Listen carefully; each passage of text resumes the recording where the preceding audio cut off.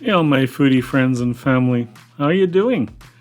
Winter has arrived in Toronto. It's blizzarding like crazy outside, so I'm gonna make one of my favorite dishes, and it's a beef curry, Japanese style.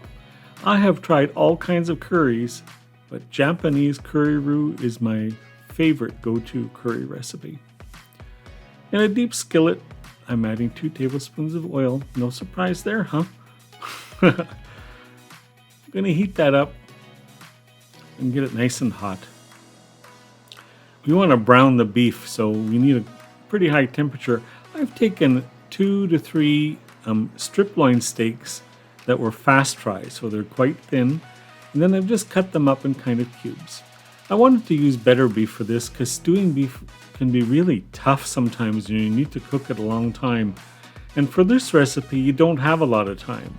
You want to get this on the table and eaten because it's so good. So I browned one side of the steaks and I'm just turning them over and get the other side. A nice brown crust on the outside of meat makes delicious umami flavor in whatever dish you're making. Sometimes for stew, I don't brown it because I'm in a hurry and there's other flavors like tomato or something involved, so I'm not that concerned. But for this, you want the curry to be absolutely delicious. So I've done the steak in batches, and I'm adding it back to the pan now because we're going to continue on with the recipe once the steak has been browned.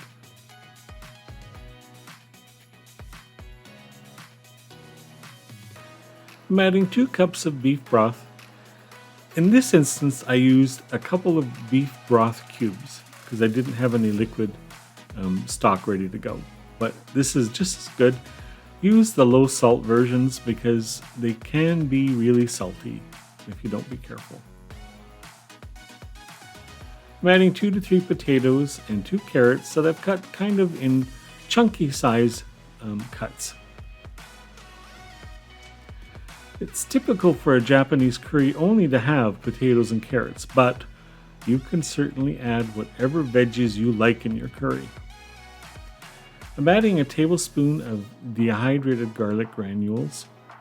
I didn't add fresh because I find that if you use fresh and you cook it for a long time, sometimes it can get bitter. So by using this, it's going to absorb some of the stock and get fat and happy again. And you'll not know that it wasn't fresh garlic. Trust me, it's so good. I'm adding some freshly ground black pepper, and I'm also going to add some freshly ground sea salt. If you want your curry spicy, I would suggest you buy a spicier version. Japanese curries come in mild, medium, hot, extra hot, and you can still add more fire to that, if that's not enough. So I brought this to a simmer. We need to simmer this for 20 to 30 minutes until the potatoes, carrots, and meat are all tender. It's starting to look good.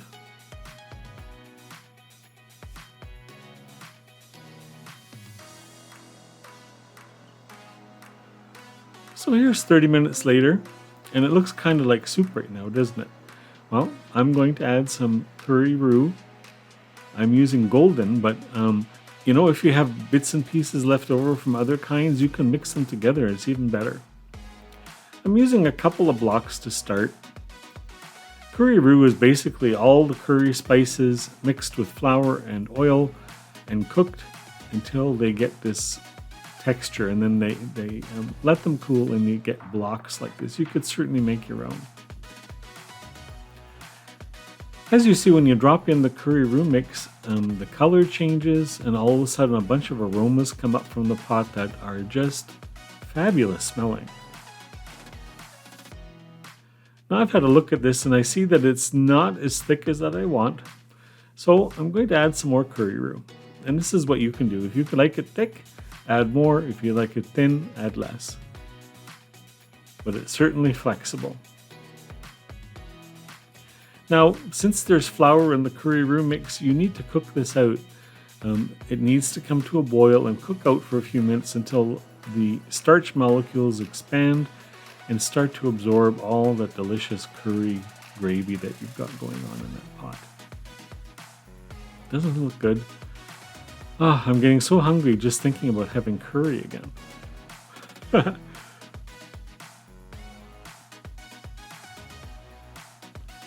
I can't tell you how fabulous the aroma is coming from this pot.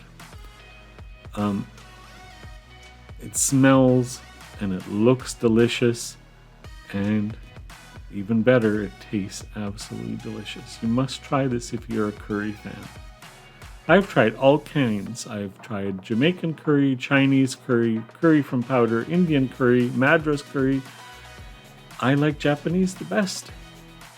If you like the recipe, I'd love it if you'd subscribe to the channel. Just love to have some more foodies and curry lovers with me. Thanks for stopping by for some more food that warms your soul, and mine too. We'll see you next time.